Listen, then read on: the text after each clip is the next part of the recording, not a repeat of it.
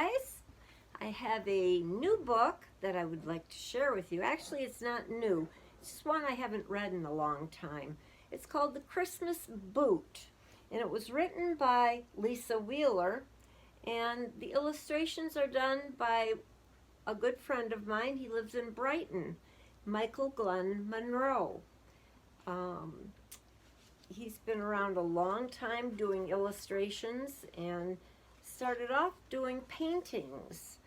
And I think you'll enjoy this story. Deep in the forest on Christmas morning, Miss Hannah Grayweather gathered bundles of kindling wood. For her, this day was no different than any other. As she went about her daily chores, she chatted to the forest. She talked to the mountains, but mostly she spoke to herself.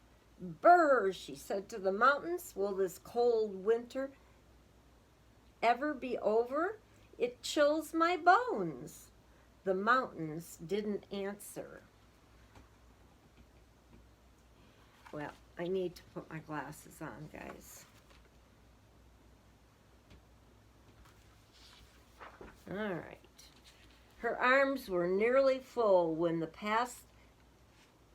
just past the spruce grove near the edge of the clearing, she spotted something. In the snow, deepest black upon purest white, lay a boot. "Glory be," Hannah exclaimed to the forest. "Who could have lost this?" The forest remained silent.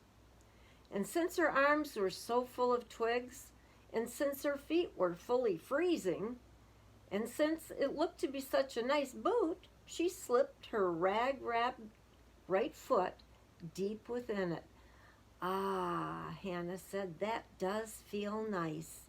It surely must, for when she slid her tiny foot into the very large boot, it suddenly took on the shape and size of Hannah's own foot. It fit perfectly. Magic boots. I like that.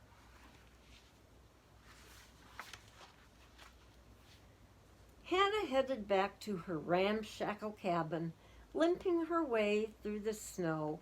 Her warm right foot stepped surely as her cold left foot struggled to keep up.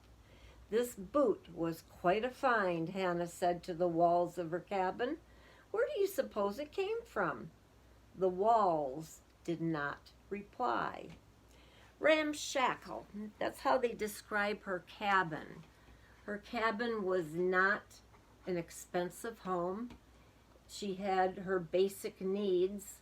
So ramshackle, I believe, is in this book means that it gives her the very basic needs. Nothing fancy.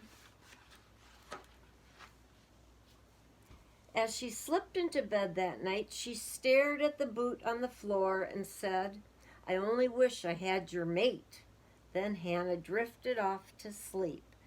Okay, she looked at the boot and she wished for its mate, which means she wants to have a full set here, which means a left and a right boot. So, in the morning, Hannah arose to begin her daily chores. "Come on, boot," she said, "time to get to work." But as she focused her eyes, she didn't see one black boot. She saw two black boots. "Glory be," Hannah said to the left boot. "How did you get in here?"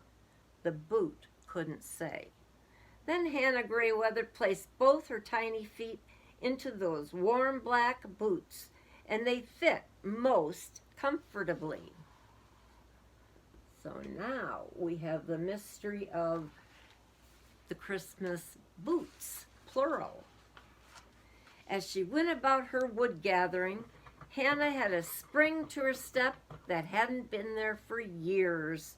She danced in the spruce grove, skipped along the frozen creek bed, and made snow angels on the hillside. Her feet felt wonderfully warm. All right, and that was Mr. Otis that just jumped in my lap. she's making one of my favorite things to do in the snow. She's doing a snow angel.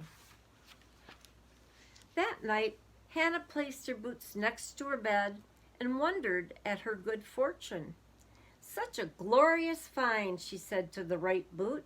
"Who could have lost such a treasure as you?" The boot stood silent. "No matter," said Hannah. "I've made good use of you here.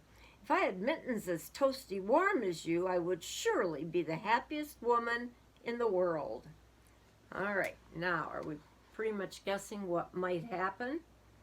She's wishing for the most basic things, the most very basic things. In the morning, tucked neatly inside of each boot was a bright red mitten. "Glory be," Hannah said to the boots. "What form of magic is this?" The boots couldn't tell. She placed the mittens on her hands, and like the boots, they were comfy warm. "If the boot is magic," Hannah said to the mittens, "will it give me more? Will it give me a fluffy feather bed? A fabulous feast? A big fancy house?" The mittens stayed mute. They didn't say a word. "I suppose that is too much to ask," said Hannah. "I best get about my chores." All right, so the mittens and the boots. So far, she feels like $1 million here. In the woods that day, her feet and hands felt equally fine. She climbed the mountain trail, gathered chestnuts, and built a towering snowman. That's a very cool snowman, big enough for her to climb on top of even.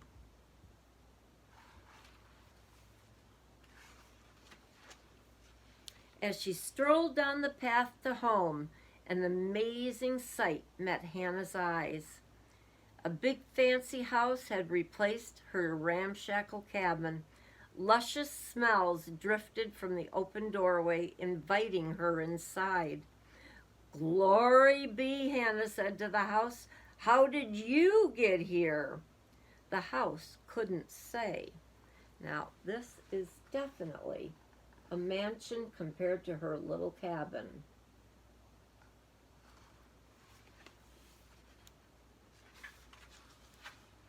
Inside, Hannah wandered from room to room, taking in the loveliness of it all. She tasted the rich foods. She snuggled in the fluffy feather bed. Somehow it didn't seem fully real. It didn't seem fully right either. Unlike the wonderful boots and the toasty mittens, the house didn't seem to fit Hannah. So she's not really comfortable in something that's rich and with fancy things inside. She is more of a woman that likes the basic things in life. Suddenly there came a knock, knock, knock on the door.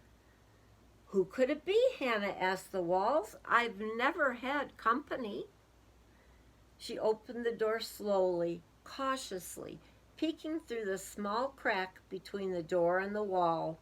What she could see was a round man with a white beard. He wore a red vest, a green tie, and one black boot. We've kind of figured it out, haven't we?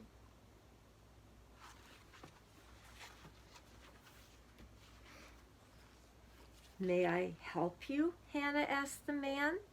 "Yes," the man answered. "I think you may have found something of mine." Hannah, happily surprised to hear the sound of another voice, opened the door at once. "Glory be," she said. "Come in, come in. You must be freezing out there." "Just my right foot," said the round man with the twinkle in his eye. Hannah looked down at her own booted feet. "Yes," she said, "I do believe I have something that belongs to you." Now she knows by saying that she will have to give up that boot that has kept her foot so warm. She fixed the man a cup of her own herbal tea. She served the roasted chestnuts that she had gathered. They talked of everything and nothing deep into the night. Now, she said, I best give you your boots so you can be on your way. When the man in red placed his large foot into the boot, it took on the shape and size of his very own foot. Ah, he said, that does feel nice.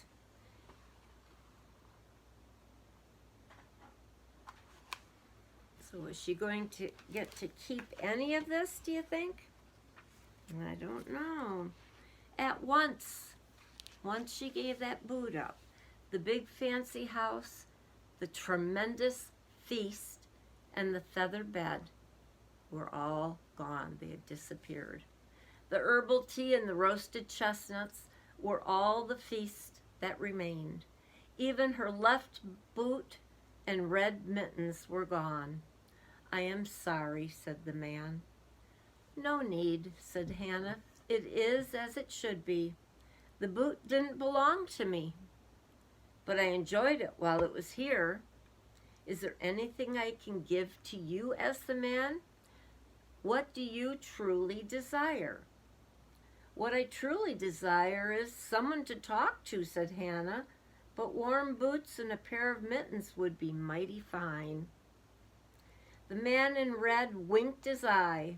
Suddenly, there appeared a fine pair of new boots and bright green mittens.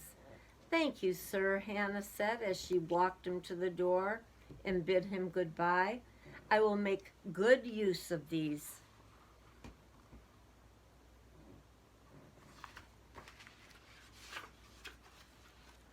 That night, Hannah climbed into bed. Good night, she said to her fine new mittens and boots.